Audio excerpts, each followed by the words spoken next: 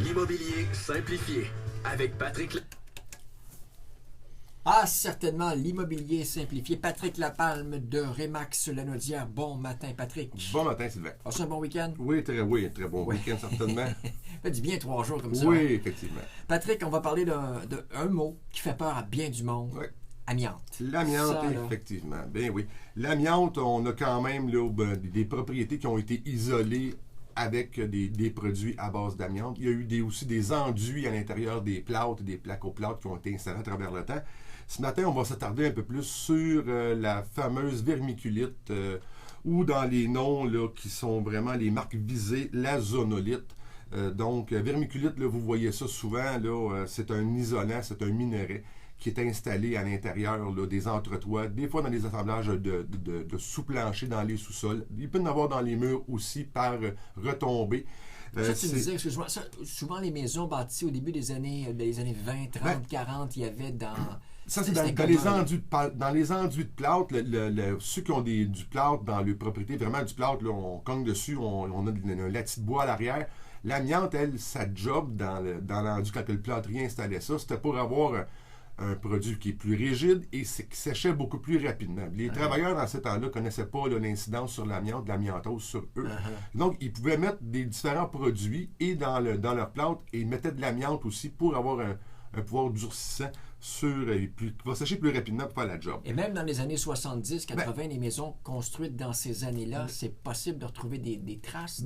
Là, c'est sur deux volets. Le premier volet, comme Dom que tu viens de parler, c'est vraiment dans l'enduit, directement dans le plâtre. On peut en retrouver. Si vous avez une propriété, un duplex dans les années 20, aller jusqu'à les années 50, 60, là, que vous avez du plâtre, vraiment, vous pourriez avoir. Là, on va toujours être au conditionnel. Là, on fait attention, on n'est pas alarmiste, mais on va vraiment vous donner l'information. Vous pourriez avoir du plâtre à l'intérieur de ces enduits-là de plâtre.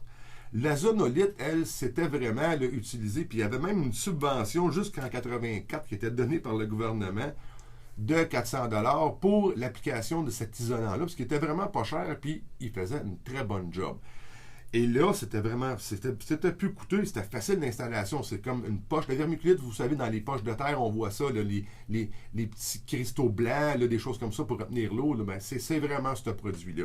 Mais la problématique, c'était, il y a eu la marque zonolite, comme que je mentionnais. Dans la mine du Libye au Montana, il y avait une grosse mine de vermiculite qui était là et il y avait des veines d'amiante à l'intérieur de cette mine-là. Donc, vous pourriez acheter 50, 100 poches de vermiculite, zonolite, vraiment c'est cette marque-là qui est visée. Là.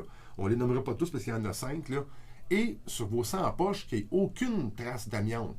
Mais ça se peut que vous en ayez eu une dans votre lot qui était vraiment testée positive à l'amiante. Donc, quand on a une propriété qu'on va vendre, et là, je reviens à la clause D6.4 de la déclaration du vendeur. On revient souvent sur la déclaration du vendeur, méga important. Oui. On mentionne à l'intérieur, est-ce que à votre connaissance, vous avez des produits qui peuvent contenir de l'amiante? Exemple, la vermiculite. C'est vraiment mis à l'intérieur de la déclaration du vendeur.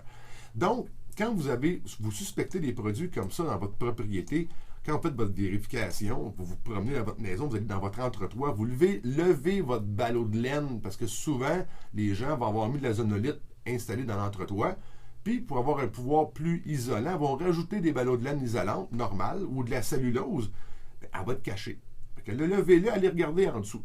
Et là, moi, ce que je vous conseille très fortement, c'est de faire une analyse de la vermiculite. C'est sûr que votre personne qui va venir faire l'analyse de votre vermiculite pour voir si elle est testée positive à l'amiante, va faire 3-4 échantillons à l'intérieur de ça. Ça se peut que dans les 3-4, il n'y ait aucune trace d'amiante dedans. Mais si vous en avez installé une centaine, comme je mentionnais tantôt, puis il y avait juste uniquement un sac qui était contaminé, vous allez peut-être passer à côté. Donc, c'est pour cette raison-là que dans la déclaration du vendeur, vous avez ces produits-là, il faut le déclarer parce que le niveau de tolérance de l'acheteur va être différent par rapport à s'il y en a oui ou non. Santé Canada nous dit que si elle n'est pas déplacée, si on n'a pas de trouée à l'intérieur, on installerait, un exemple, un encastré au plafond et la vermiculite de l'autre côté.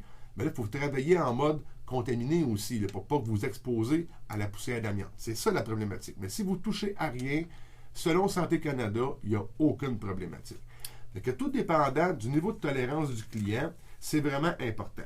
Puis ce que je vais vous mentionner, c'est assez exhaustif. Vous pouvez avoir de l'amiante dans du plâtre, dans des stucs, dans des tuiles de plancher. On voit ça fréquemment dans les milieux qui sont vraiment passants, commerciaux, des tuiles à base d'amiante. C'est méga résistant.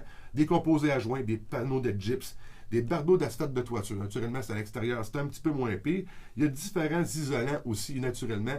L'isolant à la vermiculite, qui est dans nos types, qui est présentement qu'on discute ce matin, l'azonolite. Ça, des produits vendus avant 84, j'imagine. Avant 84, et tous les produits exempts vraiment d'amiante, là, si on parle des panneaux de gyps, c'est des composés à joints, là, ça a été arrêté de mettre de l'amiante dedans depuis le 1er janvier 80. Okay. Donc, on fait on recule vraiment à l'arrière, mais les produits à base d'amiante, si on prend surtout le cas dans le résidentiel, l'azonolite, parce que dans le secteur commercial et industriel, il y a eu des produits de flocage, de calorifuge pour aller isoler des lignes de vapeur, des choses comme ça. On est moins touché, nous, dans le courtage immobilier, mais l'azonolite est vraiment présente. Donc, c'est d'avoir un coup d'œil et de demander à notre inspecteur de faire vraiment de pousser. Et si vous avez un doute, allez voir dans votre entretoit, allez voir, puis souvent, c'est ce qui va être le plus drôle, c'est qu'on va trouver des restants de sacs qui ont été installés et les gens vont déposer les sacs par-dessus la vermiculite pour empêcher qu'elle bouge et vous allez vraiment voir le sac là, de zonolite. Si vous voulez vraiment vous assurer, allez faire un petit tour sur le site web de l'Institut national de santé publique et aussi allez voir sur les manuels de santé et sécurité de l'industrie de la construction. Ça va vous donner là, aussi une banque de données avec les produits qui pourraient contenir de l'amiante dans votre propriété. Et aussi, n'oubliez pas, déclarez-le. Même si elle est testée négative à l'amiante, vous êtes beaucoup mieux de déclarer votre zonolite et faites faire vos tests. De cette façon-là, votre transaction va être encore plus facilitée. Pour te joindre, Patrick. Naturellement, au 450-499-5544. Vous pouvez me rejoindre aussi sur mon Facebook sans aucun problème. Et je n'ai pas des questions, informations. Ça me fait plaisir de vous répondre. Patrick Lapalme, un but, une passion. Vendu. Bonne semaine. Bonne semaine. Vendeur prêt, je peux rendre votre projet réalisable. Ici Mélanie Bérubé, représentante hypothécaire chez Desjardins. Contactez-moi 450-755-8117. Mélanie Bérubé, votre spécialiste hypothécaire, 755-8117.